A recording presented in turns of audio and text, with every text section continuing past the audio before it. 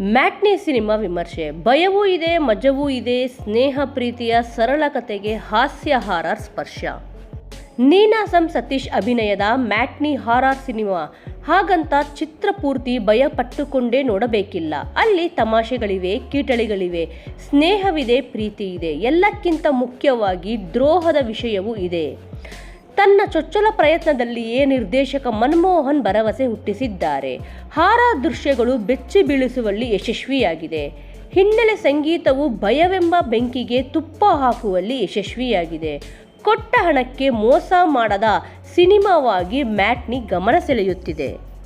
ಇನ್ನು ಮ್ಯಾಟ್ನಿ ಸಿನಿಮಾದ ಕತೆ ಏನು? ಈ ಸಿನಿಮಾದಲ್ಲಿ ಸರಳ ಕತೆ ಇದೆ. ಒಂದು ಮನೆಯಲ್ಲಿ ನಡೆಯುವ ಘಟನೆಗಳ ಸುತ್ತ ಪ್ರೇಕ್ಷಕರನ್ನು ಕರೆದೊಯ್ಯುತ್ತದೆ. ಇಲ್ಲಿ ಅರುಣಾ ಪಾತ್ರದಲ್ಲಿ ಸತೀಶ್ ನೀನಾಸಂ ನಟಿಸಿದ್ದಾರೆ. ಜಯದೇವ್, ನಿಕ್ಸನ್, ಆನಂದ್, ನವೀನ ಎಂಬ 4 ಬಾಲ್ಯ ಸ್ನೇಹಿತರು ತಮ್ಮ ಚೆಡ್ಡಿ ದೋಸ್ತ್ ಅರುಣನನ್ನು ಮತ್ತೆ ಭೇಟಿಯಾಗಿ ಒಂದಿಷ್ಟು ಸಮಯ ಕಳೆಯಲು ಬಯಸುತ್ತಾರೆ. ಇಲ್ಲಿ ಸತೀಶ್ ನೀನಾಸಂ ಶ್ರೀಮಂತ ಹುಡುಗ. ಆತ ತನ್ನ ಗರ್ಲ್ ಫ್ರೆಂಡ್ ಜೊತೆ ಹಾಯಾಗಿ ಜಾಲಿಯಾಗಿ ವೈಭವದಿಂದ ಜೀವನ ನಡೆಸುತ್ತಾ ಇರುವವನು. ಸತೀಶ್ ನೀನಾಸಂಗೆ ಗರ್ಲ್ ಫ್ರೆಂಡ್ ಆಗಿ ರಚಿತಾ ರಾಮ್ ನಟಿಸಿದ್ದಾರೆ. ಹಾಗಾದರೆ ಅತಿಥಿ ಪ್ರಭುದೇವ್ ಪಾತ್ರವೇನು ಎಂಬ ಪ್ರಶ್ನೆ ನಿಮ್ಮಲ್ಲಿ ಹುಟ್ಟಬಹುದು. ಅತಿಥಿ ಪ್ರಭುದೇವಗೆ ಇಲ್ಲಿ ಕಾಣೆಯಾದ ಯುವತಿ ಚೈತ್ರಾಳ ಪಾತ್ರ. ಈಕೆ ಕಾಣೆಯಾಗಿದ್ದಾಳೆ ಎಂದು ಚೈತ್ರಾಳ ತಾಯಿ ಪೊಲೀಸ್ ದೂರು ನೀಡುತ್ತಾರೆ.